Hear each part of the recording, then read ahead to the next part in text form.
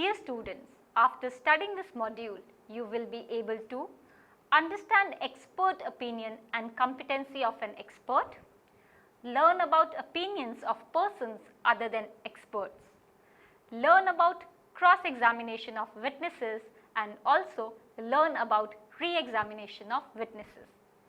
We shall start with the introduction. Opinions are not generally admissible in evidence unless they come from persons who are considered as experts as per law, or from other persons especially mentioned in the law as chemical examiners.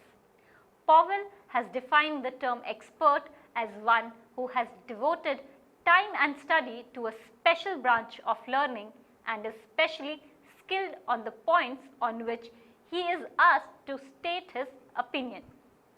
Lawson defines an expert as a person who has special knowledge and skill in the particular field to which the inquiry relates.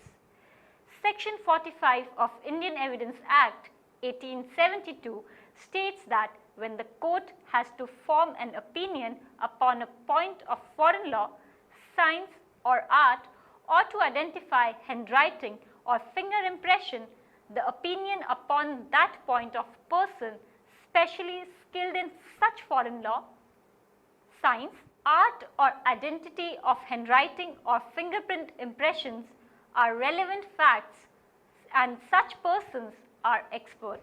Even an illiterate mason or plumber may be accepted as an expert by the court on the basis of his special knowledge and long experience. Next is expert opinion. An expert witness may observe certain things based on his experience, but he would be cross-examined by the opposite party and has to prove to the satisfaction of the court regarding his achieved expertise. His opinion in the court is admissible but not in his absence. The chemical examiner is a government expert witness and can observe things, analyze the data, draw conclusions and form an opinion which can be admitted by the court even in his absence. However, the court may call a chemical examiner to the court for tendering opinion and cross-examination. The retired chemical examiner loses his status of being chemical examiner on retirement and is no more a government expert. He is treated as an ordinary expert witness under Section 45 of Indian Evidence Act, who is allowed to give an opinion under Section 45 of Indian Evidence Act, which the court may or may not accept after his cross-examination. Expert opinion, the evidentiary value. Expert evidence is not conclusive but only an opinion. Evidence of an expert is to be received with caution. Court insists on corroboration of expert evidence in general. Infirmities of expert evidence are due to limited knowledge, inaccuracy of expression, availability of limited facilities for examination. Competency of expert. The value of an expert's testimony rests on the competency of the expert for forming a reliable opinion. For this, the court may determine the fitness of the expert first. The rules of guidance are: the subject relevant on which the expert evidence can be received, qualification or experience entitling him to testify as an expert, the witness has got necessary qualification, experience and knowledge, whether or not the expert has carried out extensive research work on the relevant subject. Next is opinions of persons other than experts. Opinion of persons who are not skilled but are supposed to have an intimate knowledge of the matter may be given in as an evidence.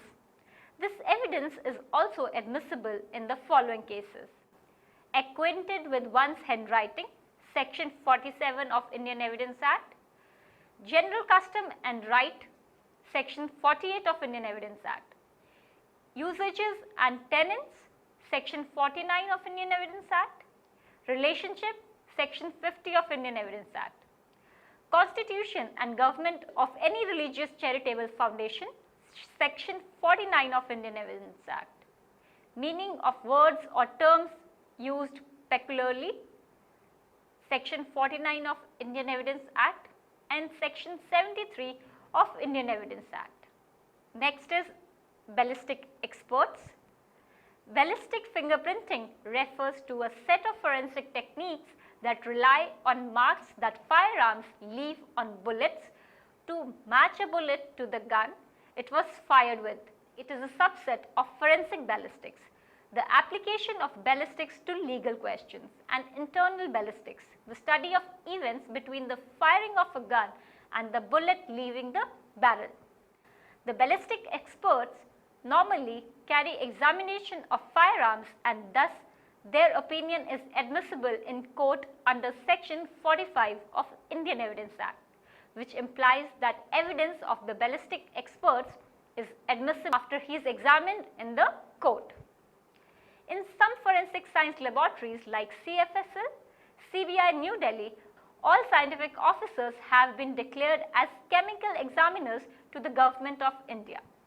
In such cases, their opinions can be admitted to courts without their attending the same under Section 293 of Criminal Procedure Code. In actual practice, however, these experts are generally asked to tender evidence in person and face cross-examination. Some of the experts may not have carried out any chemical test or possess any degree in chemistry. As such, they need to be cross-examined in courts to prove their expertise to get benefit of an expert under Section 45 of Indian Evidence Act and not under Section 293 of Criminal Procedure Code. Many officers who do not have any knowledge of chemical analysis and do not possess any degree in chemistry need to be examined in courts before admissibility of their opinion gets affected in the courts. Tool marks or striations on bullets are very characteristic and individualization is an important part. Brief reasons need to be mentioned in the report when it is required to connect the firearm with a bullet in case of firing. This is not normally being done. Tool marks provide a definite type of evidence. Even a single characteristic mark may provide a solid base to reveal the truth of identity of a particular tool. The presence or absence of certain striations or marks in the crime and the test exhibits is often discussed, but they do not form any basis of non-identity and may not be mistaken in view of course. Opinion on the injury based on the photograph by a ballistic expert is not proper and need to be rejected. The Supreme Court observed that the evidence of ballistic expert who had not seen the injuries and had given his opinion after seeing the injury in the photograph cannot be accepted. Now, some authorities for the illustrations. It cannot be said with confidence that opinion expressed by the author of a book matches exactly with the case under trial in a particular court.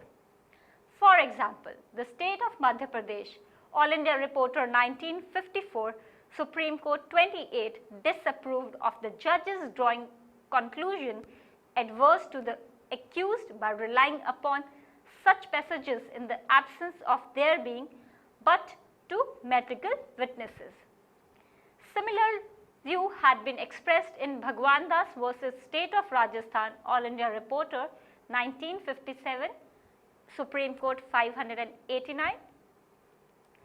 No doubt, opinions expressed in books by forensic scientists or other experts may prove in general of considerable assistance or importance to courts in arriving at the truth. They cannot and should not be treated conclusive but final. In any given case, the court may come to an appropriate decision of its own, keeping the relevant proved facts pertaining to a given case. Next is blood grouping. Blood is available at most of the crime scenes and is a very important physical clue, especially in determining paternity problems. Blood grouping is a perfect test to determine paternity. In the case of Hargovind Soni versus Ram Dulari, All India Reporter 1986 MP S7, it was withheld that the blood grouping is a perfect test to determine questions of disputed paternity of a child. It may, however, be kept in mind that no one can be compelled to give a sample of blood for blood grouping test against his will. Blood can be used for DNA analysis, and evidence of DNA expert is admissible in evidence as it is a perfect science. The probability of two persons, except identical twins, having the same DNA fingerprint is about 1 in 30 billion, keeping the population of the entire world in view. It is correct to conclude by that it gives perfect identity. A word of caution is, however, added that unless it is carried out properly, an element of error may happen, as had happened in USA, where many errors were arrived out because of improper experiments. Next is chemical examination and detective dies.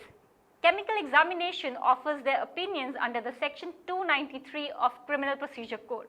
Their opinions are admissible in courts without their presence in the courts.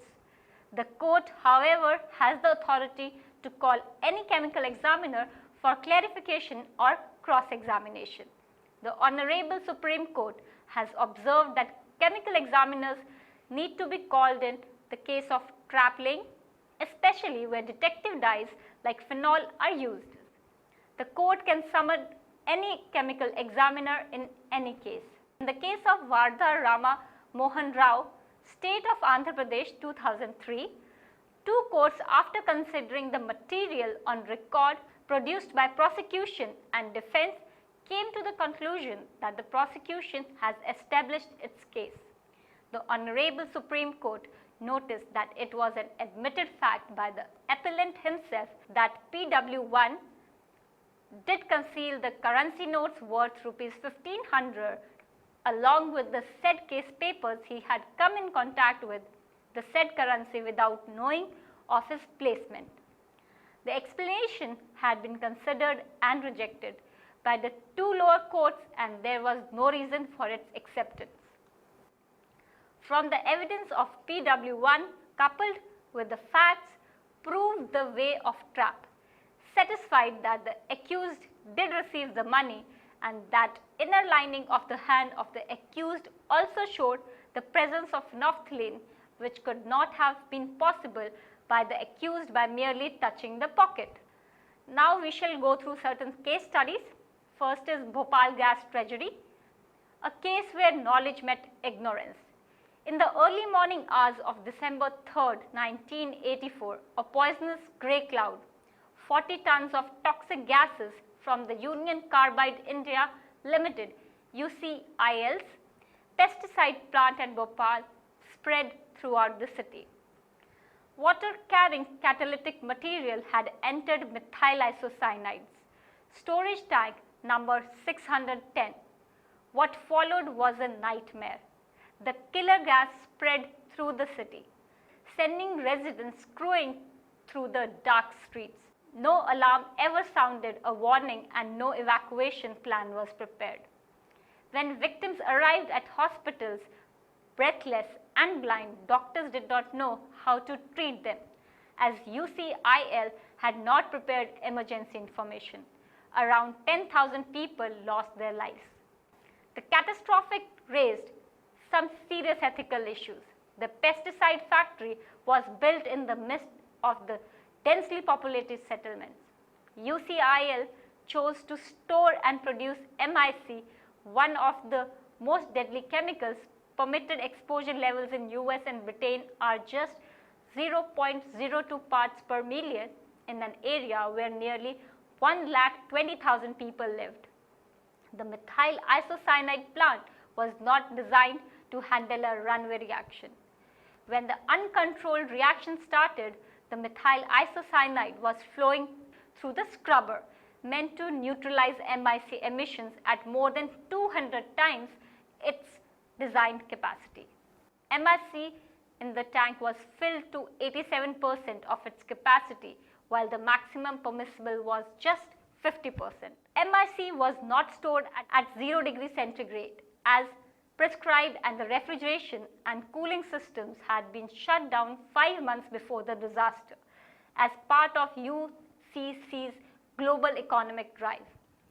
Vital gauges and indicators in the MIC tank were defective. The flare tower meant to burn off MIC emissions was under repair at the time of the disaster, and the scrubber contained no caustic soda. As part of UCC's drive to cut costs, the workforce in the Bhopal factory was brought down by half from 1980 to 1984. This had serious consequences on safety and maintenance. The size of the work crew for the MIC plant was cut in half from 12 to 6 workers. The maintenance supervisor position had been eliminated and there was no maintenance supervisor. The period of safety training to workers in the MIC plant was brought down from 6 months to 15 days. Next is cross-examination and re-examination. The Indian Evidence Act is not strictly applicable to departmental inquiries, but its provisions have significant relevance, as examination or cross-examination of witnesses in substance is materially for the same purpose both in a law court and in a departmental inquiry. It is therefore pertinent to study the provisions of the Act with reference to examination witnesses. Provisions covering examination of witnesses in the court, sections 137 to 140 of Indian Evidence Act. Examination in chief is the examination of a witness by the party who calls him. Cross-examination is the examination of the witness by the adverse party, and re-examination is the examination of the witness subsequent to the cross-examination by the party who called him. The evidence of witnesses shall be taken in open court in the presence and under the personal direction and superintendence of the judge. The examination of a witness by the party who calls him shall be called his examination in chief. It must relate to relevant facts. No leading questions can be asked. The object of this examination is to get from the witness all material facts within his knowledge relating to the party's case. It is the duty of the counsel to bring out clearly and in proper chronological order every relevant fact in support of his client's case to which the witness can depose. The statements made in examination in chief lose much credibility and weight unless they are put into the crucible of cross-examination and emerge unscattered from the rest. The examination of a witness by the adverse party shall be called his cross-examination. The purpose of the cross-examination is to test the veracity of the witness. No evidence affecting a party is admissible against the party unless the latter has had an opportunity of testing its truthfulness by cross-examination. The object of cross-examination is to impeach the accuracy, credibility and general value of the evidence given in chief, to sift the facts already stated by the witnesses, to detect and expose discrepancies or to elicit suppressed facts which will support the case of the cross-examining party. Cross-examination, though a very powerful, is also very dangerous engine. It is double-edged weapon and as often wounds him who wields it as him at whom it is aimed. To wield it to the advantage requires a great practice and natural tact. It should be kept in mind that the witness called by his adversary with the object either to wield it to advantage requires a great practice and natural tact. It should be kept in mind that the essence of cross-examination is that it is the interrogation by the advocate of one party of a witness called by his adversary with the object either to obtain from such witness admissions favorable to his cause or to discredit him. Cross-examination is the most effective of all means for extracting truth and exposing falsehood. But if the adverse party has had liberty to cross-examine and not chosen to exercise it, the case is then the same in effect as if he had cross-examined. When witness not to be cross-examined. A witness summoned merely to produce a document, a witness sworn by mistake, a witness whose examination has been stopped by the judge before any material question has been put is not liable to cross-examination. A witness giving replies in answer to questions by the court can only be cross-examined as to credit. A witness who has given no evidence in chief may not be cross-examined as to credit. The court may disallow cross-examination used simply to oppress and not for purpose of justice. Witness to character, though liable to be, are in fact rarely cross-examined. Witnesses shall be first examined in chief, then if the adverse party so desires cross-examined, then if the party calling him so desires re-examined. The examination and cross-examination must relate to relevant facts, but the cross-examination need not be confined to the facts to which the witness testified on his examination in chief. The re-examination shall be directed to the explanation of matters referred to in cross-examination, and if new matters by permission of the court introduced in re-examination, the adverse party may further cross-examination upon that matter. The right to re-examination of witness arises only after the conclusion of cross-examination, and it shall be directed to the explanation of any part of his evidence given during the cross-examination, which is capable of being constructed unfavorably to his own side. The objective is to give an opportunity to reconcile the discrepancies, if any, between the statements in examination in chief and cross-examination, or to explain any statement inadvertently made in cross-examination, or to remove any ambiguity in the deposition or suspicion cast on the evidence by cross-examination. The examination of witnesses is a viva voce. It is always in the form of questions and answers. Where a question is objected to and yet allowed by the court to be put, the question and its answers are taken down verbatim. At the end of deposition, it is read out to the witnesses and signed by the presiding officer. The procedure followed in the departmental inquiries is almost identical. Here, in the place of the judge, the inquiry officer moderates on the examination or cross-examination of the witness by both parties. It is also relevant to study what CVC has provided by way of guidelines, as it is an expert body in respect of conducting departmental inquiries. Cross-examination of witnesses. In departmental proceedings, the rules of evidence laid down in the Evidence Act are, strictly speaking, not applicable, and the inquiry officer, the presenting officer, and the charged public servant are not expected to act like judges or lawyers. The right of the government servant to cross-examine a witness who has given evidence against him in a departmental proceeding is, however, a safeguard implicit in the reasonable opportunity to be given him under the Article 311, subclause 2.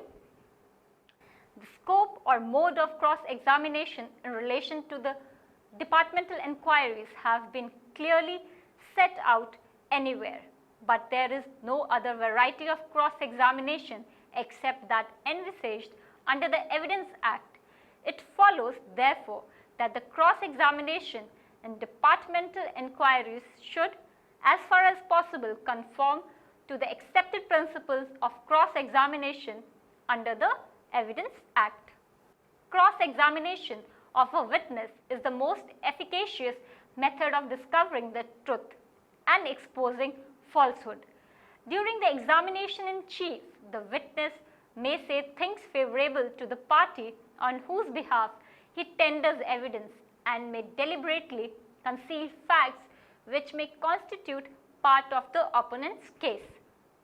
The art of cross-examination lies in interrogating witness in a manner which would bring out the concealed truth.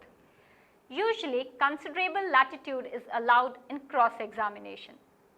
It is not limited to matters upon which the witness has already been examined in chief, but may extend to the whole case. The inquiry officer may not ordinarily interfere with the discretion of the cross-examiner in putting questions to the witness. However, a witness summoned merely to produce a document or a witness whose examination has been stopped by the inquiry officer before any material question has been put is not liable to cross-examination. It is not permissible to put a question on the assumption that a fact was already proved. A question about any matter which the witness had no opportunity to know or on which he is not competent to speak may be disallowed. The inquiry officer may also disallow question if the cross-examination is of inordinate length or oppressive, or if a question is irrelevant. It is the duty of the inquiry officer to see that the witness understands the question properly before giving an answer and of protecting him against any unfair treatment. Next is re-examination of witness. After cross-examination of witness by or on behalf of the government servant, the presenting officer will be entitled to re-examine the witness on any points on which he has been cross-examined, but not on any new matter without the leave of the inquiring authority. If the presenting officer has been allowed to re-examine a witness on any new matter not already covered by the earlier examiner or cross-examination, cross-examination on such new matter covered by re-examination may be allowed. Next is record of evidence by the inquiry officer to type the depositions of the witnesses to the dictation of the inquiry officer. The depositions of each witness will be taken down on a separate sheet of paper, at the head of which will be entered the number of the case, the name of the witness, and sufficient information as to his age, parentage, and calling, etc. to identify him. The depositions will generally be recorded as narration, but on certain points it may be necessary to record the questions and answers in verbatim. As evidence of each witness is completed, the inquiry officer will read the depositions as typed to the witness in the presence of the government servant and legal practitioner or the government servant assisting the delinquent officer in his defense. Verbal mistakes in the typed depositions, if any, will be corrected in their presence. However, if the witness denies the correctness of any part of the record, the inquiry officer may, instead of correcting the evidence, record the objection of the witness. The inquiry officer will record and sign the following certificate at the end of the depositions of each witness. Read over the witness in the presence of the charged officer and admitted correct objection of the witness recorded. The witness will be asked to sign every page of the deposition. The charged officer, when he examines himself as the defense witness, should also be required to sign his depositions. If a witness refuses to sign the deposition, the inquiry officer will record this fact and append his signature. The documents exhibited and the depositions of witness will be kept in separate folders. If a witness deposes in a language other than English, but the depositions are recorded in English, a translation in the language in which the witness deposed should be read to the witness by the inquiry officer. The inquiry officer will also record a certificate that the depositions were translated and explained to the witness in the language in which the witness deposed. Copies of the depositions will be made available at the close of the inquiry each day to the presenting officer as well as the delinquent officer. How to moderate questioning by either side while examining or cross-examining the witness. What if vulgar questions are asked or questions impeaching the personal character of the witness, which are not relevant to the inquiry asked? The Indian Evidence Act gives clear guidance. This section is covered in Chapter 5 and 6 of the Project Literature on Evidence Act, included as a subject in the legal supplement. A link is provided to the subject in Chapter 5. You may visit Chapter 5 and pursue the contents to the extent desired, and once you know the law, the implementation will be easier in a common sense backed departmental inquiry. Avoid the technicalities of the law, but accept the spirit thereof. Questions are intended to be asked to bring material facts and to establish the veracity or otherwise of witnesses.